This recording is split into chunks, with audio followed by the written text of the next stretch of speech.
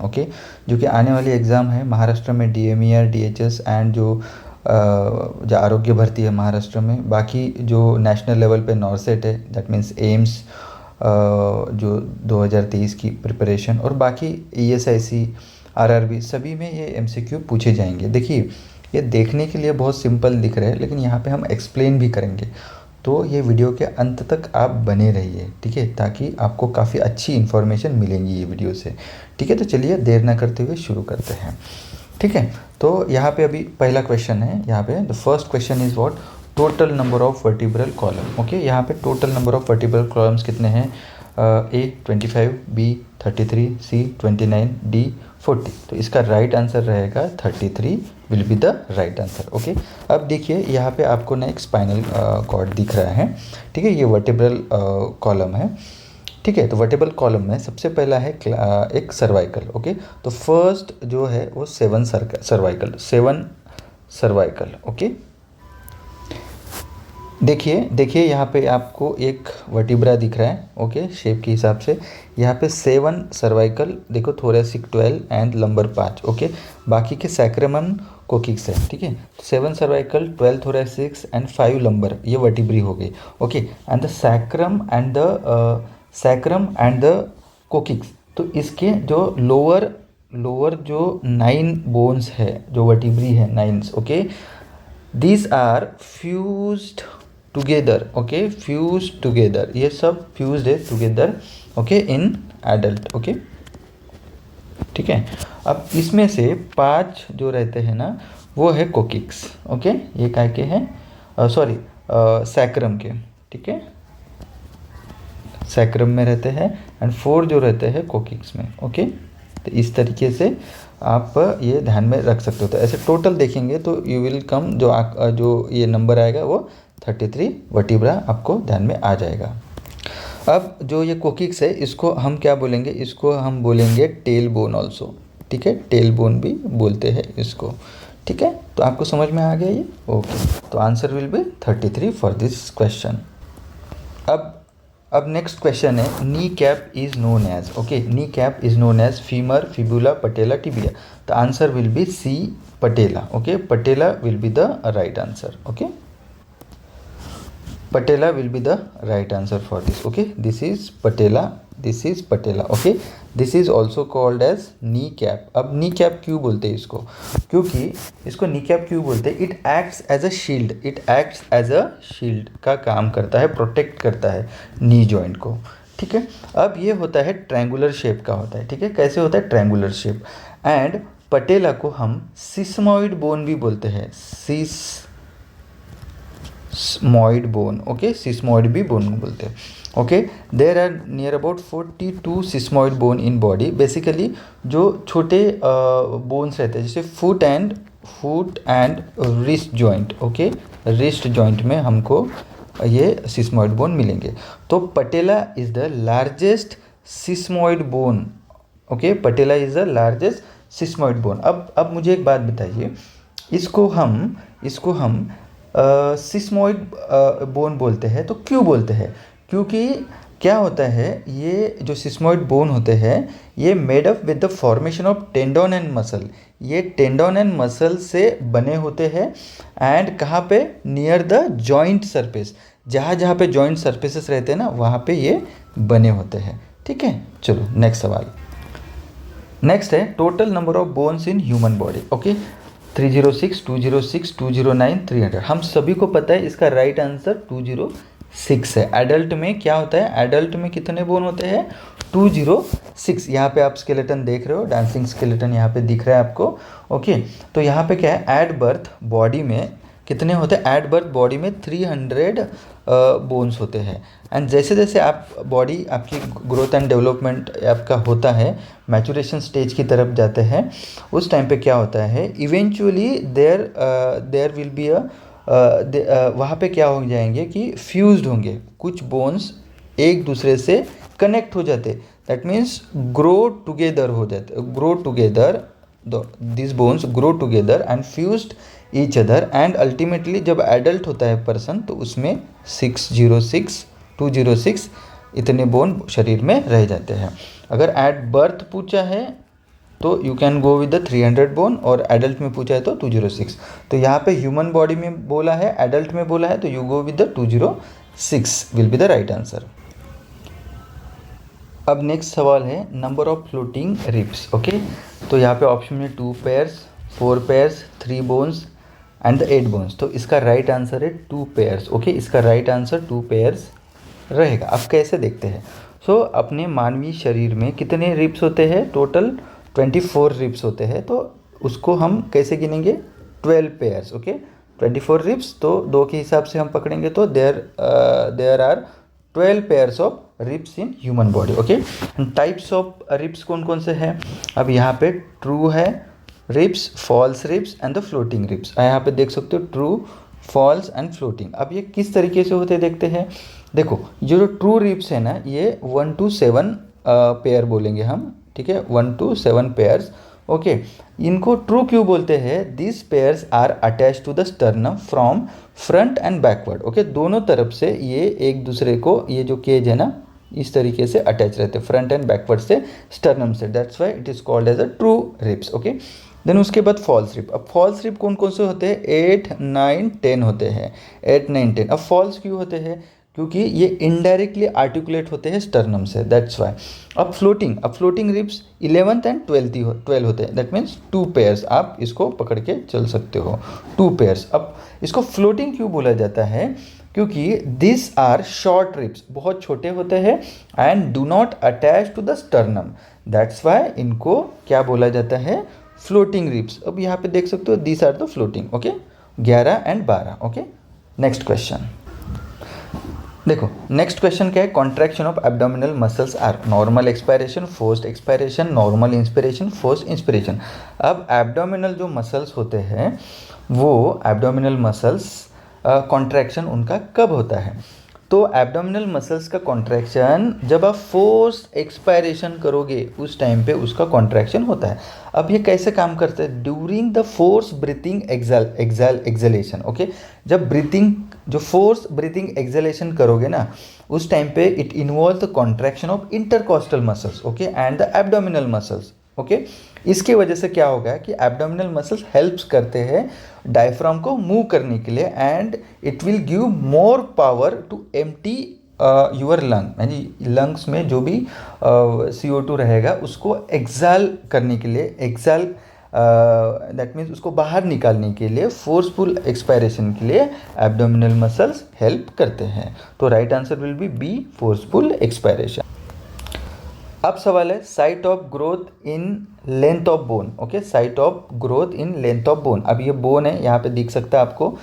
तो यहाँ पे लेंथ ऑफ, यहाँ पे ग्रोथ, जो बोन की ग्रोथ होने के लिए कौन सा पार्ट हेल्प करता है वो पूछा है। तो यहाँ पे diaphysis, bone marrow, epiphyseal plate and the periosteum. So इसका राइट आंसर है एपिफाइसल प्लेट। अब एपिफाइसल प्लेट कैसे हेल्प करता है हम यहाँ पे देखेंगे।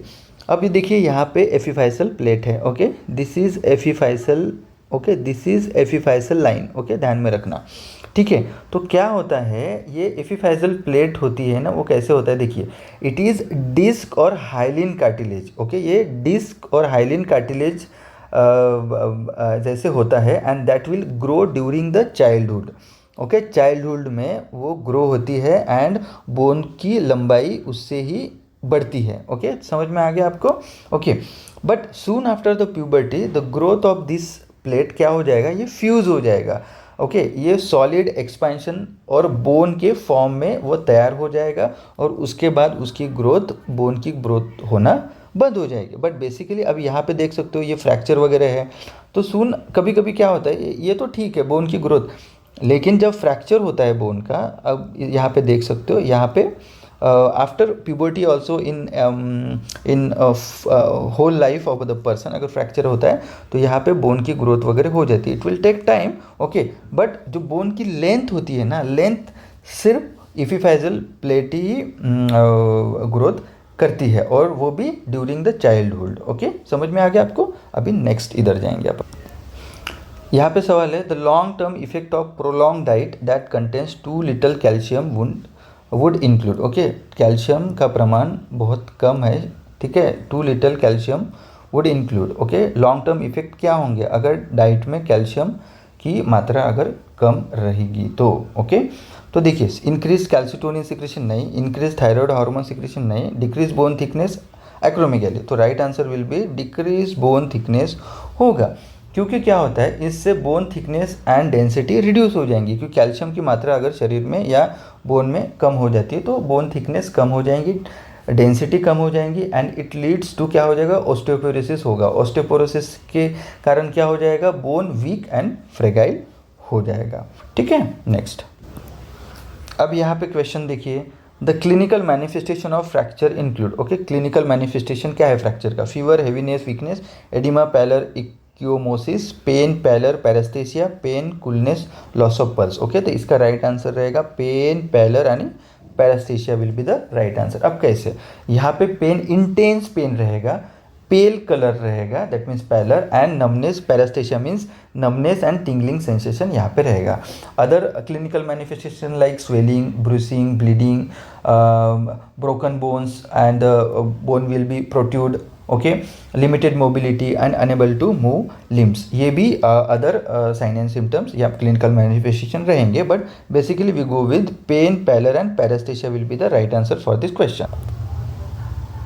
अब यहाँ पे देखते हैं types of fractures, okay, types of fractures देख सकते हो यहाँ पे। सबसे पहला है सिंपल फ्रैक्चर्स, दूसरा है ग्रीन स्टिक फ्रैक्चर्स, और तीसरा है compound fractures and all of the above. तो ये तीनों के तीनों ही टाइप्स ऑफ फ्रैक्चर है, तो you go with the answer will be the all of the above will be the right answer. अभी इसके हम ये देखेंगे, देखिए, okay, here you can see this is green stick fracture, okay। the green stick fracture का मतलब क्या होता है, this is incomplete fractures, a portion of bone is broken, okay, a portion of bone is fractures, but ये पूरा fracture नहीं है, पूरा टूटा नहीं है, और बोन में भी बेंड, ओके, इस तरीके से बेंड हो सकता है। ग्रीन स्टिक फ्रैक्चर्स बेसिकली हम छोटे बच्चों में देख सकते हैं, ओके। ग्रीन स्टिक क्यों बोला है, जो ग्रीन की टहली रहती है ना अपनी ट्री की या कोई पेड़ की, तो ऐसे बेंड होती है, तो लाइक दैट ये यहाँ पे फ्रैक्चर हम देख सकते हैं। Specifically we can see green stick fractures in childrens, okay. Next is transverse. Transverse का मतलब होता है break is in the straight line, okay, straight line में ब्रेक, ओके, यहाँ पे देख सकते हो स्ट्रेट लाइन में ब्रेक है across the bone, okay, complete gap आपको दिखेंगे, this is transverse fractures. Then comminuted fractures, okay, comminuted fractures का मतलब क्या है, the bone has broken into the 3-4 pieces and fragments, and these bones are present in the at the site of fractures, okay. So this is comminuted fractures. Then spiral fractures. Spiral fractures means nothing but there will be a rotational type of fractures, okay, this is rotational types of fractures, spiral fracture, okay। आप देख सकते हो इस तरीके से, okay. यहाँ पे break spiral around the bone and common in twisting injury, twisting injury होने के कारण ये होता है। Last one is compound fracture. Compound fracture this is like this is an open fracture, ये ओपन फ्रैक्चर है, यहाँ पे स्किन भी देख सकते हो, ये बाहर आ गया है fracture, there is an open wound, okay, open wound रहेगा, ब्लीडिंग रहेगा, स्किन पूरी दिखेगी यहाँ पे, ओके, साइड पूरी ओपन रहेगी, and this is more painful painful fracture, okay.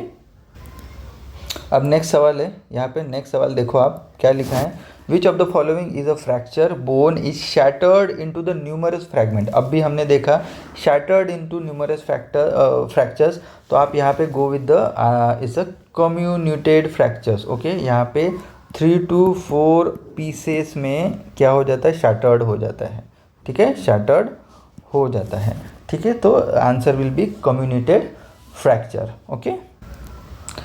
Next question is fracture of distal end of the radius bone, okay, distal end of radius bone, okay, fracture है, ठीक है।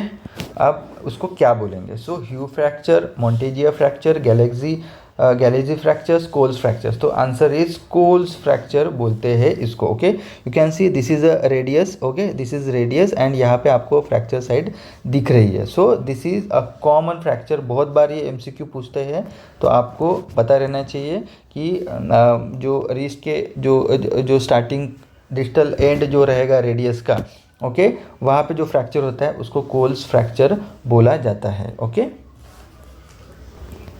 Next question है what is acetabulum. Okay, acetabulum क्या है? It's a tail bone, socket of pelvis, head of femur, sacropelvic joint. So this is called as socket of pelvis. Okay, आप देख सकते हो this is a pelvis. Okay, और यहाँ पे ये देख रहे हो आप, this is a socket, this is a socket. तो इसी की वजह से सॉकेट ऑफ पेल्विस हम इसको बोलेंगे। इसमें क्या होता है, आप यहाँ पे देख सकते हो फीमोर, ये देखो ये फीमर, ये है फीमर, आप देख सकते हो, वो इसका हेड दिख रहे हो फीमर का, this will be attach to here. Okay, that's why इसको हम बॉल एंड सॉकेट जॉइंट भी बोलेंगे, ball and socket joint.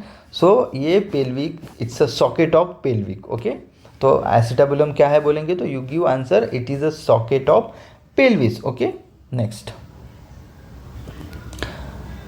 Question क्या है देखो, नेक्स्ट क्वेश्चन है first bone of vertebral column. Okay, atlas, axis, clavicle, thyroid. तो go with the Atlas.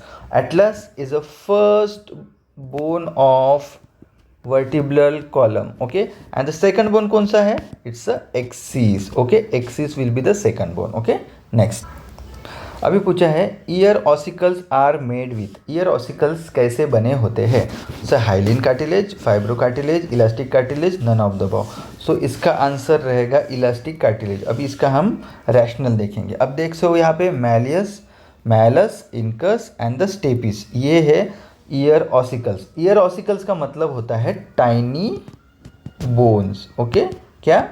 Tiny bones को बोलते हैं ईयर ऑसिकल्स, और ये बने होते हैं इलास्टिक कार्टिलेज के बने होते हैं। अब देखिए इसका सीधा सीधा सिंपल मैं चीज़ बोल देता हूँ। ओके, हाँ, यहाँ पे stapes, stapes is a smallest bone. Okay, stapes is a smallest bone of body. अगर एमसीक्यू आता है what is the smallest bone of body, so you go with the stapes. Okay, stapes is a smallest bone. Okay, smallest bone. Okay, अब देखिए यहाँ पे जो middle year होता है, जो middle ear consist of tympanic membrane. Okay, tympanic membrane and the bony ossicles. Okay, called malleus, incus and the stapes. Okay, अब बताइए क्या होता है, this three ossicles connects the tympanic membrane to the inner ear that allow transmission of sound waves. Okay, समझ में आ गया आपको? So right answer will be elastic cartilage. Okay, elastic cartilage से ईयर ऑसिकल्स, ये तीन बोन बने होते हैं। देन है ossification of bone starts with. Ossification of bone starts with का मतलब क्या होता है, अभी यहाँ पे पढ़ेंगे। क्लैविकल है, फीमर है, क्रैनियम है एंड द पेल्विस। तो right answer will B clavicle. अब क्लैविकल कैसे होता है यहाँ पे देखेंगे। ओके, यहाँ पे क्या होता है, बोन ऑसिफिकेशन। बोन ऑसिफिकेशन का मतलब क्या होता है? Bone ossification means this is nothing but process of bone formation. Bone formation की प्रोसेस को हम क्या बोलेंगे? बोन ऑसिफिकेशन और ओस्टियोजेनेसिस। ओस्टियोजेनेसिस हम बोलेंगे इसको। ठीक है, अब क्या होगा, ये जो प्रोसेस होती है बोन फॉर्मेशन की, the process begins between the 6th and 7th week of embryonic stage. Embryonic stage में ही इसका डेवलपमेंट होना चालू होता है। Okay, and it will end at 25 years of age. समझ में आ गया आपको? एम्ब्रियोनिक स्टेज से लेके बोन फॉर्मेशन 25 साल तक बोन फॉर्मेशन होता है। अब यहाँ पे देखेंगे, यहाँ पे सबसे पहला जो बोन ऑसिफिकेशन होता है वो है क्लैविकल, क्योंकि this is made up of cartilage. Okay, so सबसे पहले कार्टिलेज, टिश्यूज ये वगैरह होते हैं। सो एम्ब्रियोनिक स्टेज में सबसे पहले क्लैविकल फॉर्मेशन स्टार्ट होता है। तो ossification of bone starts with the clavicle. This will be the right answer. अब यहाँ पे नया क्वेश्चन है, elderly woman prone to get fracture because. हाँ, एल्डरली वुमन प्रॉन होते हैं फ्रैक्चर्स के लिए, क्यों? अब क्या होता है, जो एल्डरली वुमन होते हैं उनमें आप देखेंगे यहाँ पे ऑप्शन है increase body density, decrease estrogen production, increase calcium absorption, sedentary lifestyle. तो answer will be decrease estrogen production. Okay, यहाँ पे क्या हो जाता है, मीनोपॉज में क्या होता है, इस्ट्रोजन लेवल डिक्रीज होती है। कौन सी? Oestrogen level. उसके कारण क्या हो जाता है, उसके कारण क्या होता है, क्या हो जाएगा, बोन क्या हो जाएगा, बोन की डेंसिटी एंड उसकी जो थिकनेस होता है वो कम होती है, and that leads to fractures. Okay, तो decrease estrogen production will be the right answer. उसी के वजह से फ्रैक्चर, गिर जाएंगे तो भी बोन उसकी थिकनेस कम हो जाती है, वो फ्रेगाइल होता है, तो उसके कारण क्या हो जाता है, क्योंकि ऑस्टियोपोरोसिस हो जाता है, तो इसी के कारण क्या हो जाता है कि there will be a chances of fracture. So decreased estrogen production will be the right answer for this question. Next है during the bone healing process, अब यहाँ पे क्या बोला है, during the bone healing process the remolding takes place from, okay, remolding यानी bone का development, okay, development और या नया बनना, okay okay, healing process, fracture हो गया या कुछ हो गया तो बोन कितने दिन में हीलिंग होना चालू हो जाता है, 7 days, 14 days, 18 days, 29 days, तो go with the 18 days। 18 days से bone healing and remoulding, that means री मॉडलिंग शुरू हो जाती है 18 डेज से। अब यहाँ पे क्वेश्चन है स्पाइका कास्ट यूज फॉर। अब स्पाइका कास्ट कब यूज होता है, बेसिकली आर्म में, लेग में, फुट में, हिप में, तो right answer will be the hip. यहाँ पे देख सकते हो, ठीक है। अब देखो ये स्पाइका कास्ट क्यों लगाया जाता है, इससे क्या होता है, जो आपके जो बच्चे होते हैं, मीन्स अगर उनको हिप सर्जरी हुई है या कुछ फीमर में फ्रैक्चर हुआ है या इंजरी हुई है, सो उस टाइम पे हम क्या करेंगे, स्पाइका कास्ट देंगे। इससे क्या हो जाएगी, बच्चे की हिप एंड जो लेग्स रहेंगे उसमें क्या रहेगा, वो दोनों अपने राइट पोजीशन में रहेंगे, ठीक है। बच्चा उसको बेंड नहीं कर पाएगा। राइट पोजीशन में रहने से क्या हो जाता है कि हीलिंग प्रोसेस जल्दी होती है, अच्छे से होती है, ओके, समझ में आ गया। That's why we use spica cast, okay. Spica cast from the, यहाँ से शुरू हो जाता है, नी से आपके यहाँ ये जो हिप लेवल है वहाँ तक लगाया जाता है, क्योंकि आपके बोन को सीधे लेवल में रखने के लिए, ठीक है, ताकि हीलिंग प्रोसेस जल्दी हो सके। नेक्स्ट क्वेश्चन है what is the average weight should be in the traction on the extremities, okay. तो इसका राइट आंसर है 2 to 3.5 kg will be the right answer. Basically जो skeletal tractions and skeleton tractions, जो basically skin tractions जो रहते हैं, we go with the 2 to 3.5 kg हम traction देते हैं, ओके। एंड बाकी के जो ट्रैक्शंस रहते हैं तो इसमें 10% ऑफ बॉडी वेट उसको वेट दे सकते हैं, ठीक है। चलो नेक्स्ट है gout disease is what, okay. यहाँ पे बताइए gout disease is what. pyrimidine metabolism, purine metabolism, amino acid transportation defect, mismatch repair DNA. तो go with the purine metabolism disorder है गाउट। यहाँ पे देख सकते हो ग्रेटर टो देख सकते हो, यहाँ पे ये यूरिक एसिड क्रिस्टल्स यहाँ पे बोन के आजू बाजू में जॉइंट में जमा हो गए, उसके कारण उसको पेन टेंडरनेस होगा। अब देखेंगे कि प्यूरिन मेटाबॉलिज्म ये कैसे होता है। तो देखिए सिंपल चीज़ है, यहाँ पे क्या हो जाता है, आपकी जो बॉडी होती है वो क्या करती है, नेचुरली यूरिक एसिड क्या करती है, प्रोड्यूस करती है, बनाती है, ओके। एंड जब यूरिक एसिड जब ब्रेक डाउन होता है, सो किस में ब्रेक डाउन होता है, वो होता है प्यूरिन में ब्रेक डाउन होता है, ठीक है। अब हो गया, अब क्या होता है, your kidney usually filter the uric acid. Kidney क्या करती है, यूरिक एसिड आपके ब्लड के थ्रू क्या करता है, उसको बाहर निकालने की कोशिश करती है। Kidney usually filters the uric acid out of your blood, then कुछ जो बच जाता है वो आपके यूरिन से भी बाहर आ जाता है। बट समटाइम्स क्या हो जाता है, आपकी बॉडी ना बहुत ज़्यादा यूरिक एसिड बनाती है, एंड और उसके वजह से क्या होता है, kidney don't remove the uric acids from the blood, ठीक है। तो उससे क्या हो जाता है, when your body has high level of uric acid, that means hyper uricemia. Okay, जब बहुत ज़्यादा मात्रा में यूरिक एसिड एक्यूमुलेट हो जाता है बॉडी में, वो किडनी निकाल नहीं पाती है, तो जो यूरिक एसिड के जो क्रिस्टल्स होते हैं ना, वो क्या करते हैं, यहाँ पे जॉइंट्स जो रहते हैं ना बॉडी में, जैसे बेसिकली जो आपके जो ये होते हैं greater toe. Okay, basically greater toe में क्या हो जाते हैं, जो पैरों का जो ग्रेटर टो रहता है, वहाँ पे जाके वो क्रिस्टल्स डिपॉजिट हो जाते हैं, वो क्लम्पी हो जाते, क्लम्पी ईच अदर मीन्स एक दूसरे से जुड़ के यहाँ पे हो जाते हैं। सो वो क्या होते हैं, that will cause more pen and tenderness and the swelling. Okay, in patient. So gout is a purine metabolic disorder, purine metabolism disorder will be the right answer. अब यहाँ पे देखेंगे हेबर्डन नोड्स आर सीन। अब हेबर्डन nodes किस में दिखते हैं, rheumatoid arthritis, osteoarthritis, spondylitis, tenderness. तो हेबर्डन जो नोड्स है वो हम ऑस्टियोआर्थराइटिस में दिखते हैं। It's nothing but inflammation of joint. Okay, inflammation of joint, अब देख सकते हो यहाँ पे इन्फ्लामेशन ऑफ जॉइंट्स यहाँ पे देख सकते हो। बट ये जो हेबर्डन नोड्स रहते हैं वो बोनी रहते हैं, कोई हार्ड बोनी लंप रहते हैं ये, हाँ, hard bony lump.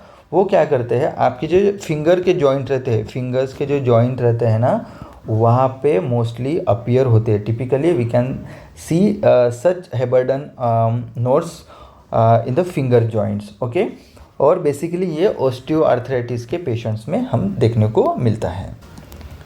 This is the last MCQ, that is wind swept deformity seen in. अब विंड स्वेप्ट डिफॉर्मिटी हम किस में देखते हैं, रिकेट्स, कर्वी, स्पॉन्डिलाइटिस, अकॉन्ड्रोप्लासिया। तो we can see in rickets जो पेशेंट रहते हैं, ओके, जो कि विटामिन डी की डेफिशिएंसी से होता है, उनमें we can see the wind swept deformity. Okay, देख सकते हो यहाँ पे बोन कैसे आप देख सकते हो, ऐसे आपको डिफॉर्मिटी दिखेंगी। So this is wind swept deformity usually seen in rickets cause due to deficiency of vitamin D. So this is about near about 20 to 25 questions we have seen here. Okay, hope so ये video आपको अच्छा लगेगा ही, क्योंकि मैंने बहुत अच्छे से आपको यहाँ पे समझाया। अगर सही में आपको ये अच्छा लगता है तो इसको लाइक करिए, अपने दोस्तों के साथ मैक्सिमम शेयर करिए, और मेरे चैनल को सब्सक्राइब करिए एंड बेल आइकॉन को दबाना भूलना मत। अगर बेल आइकॉन दबाओगे नहीं तो मैं जो भी वीडियो बनाऊंगा वो आप तुरंत देख नहीं पाओगे। चलो मिलते हैं दोस्तों एक और नए वीडियो के साथ बहुत ही जल्दी। ऐसे ही मस्त वीडियो लेके आऊँगा, क्योंकि आपकी तैयारी मैं बहुत अच्छे से करवाऊँगा। आने वाली कोई भी नर्सिंग के एग्ज़ाम्स रहे, वो आपका प्रिपरेशन होना चाहिए, आपका नंबर लगना चाहिए, यही मेरा उद्देश्य है। तो जय हिंद।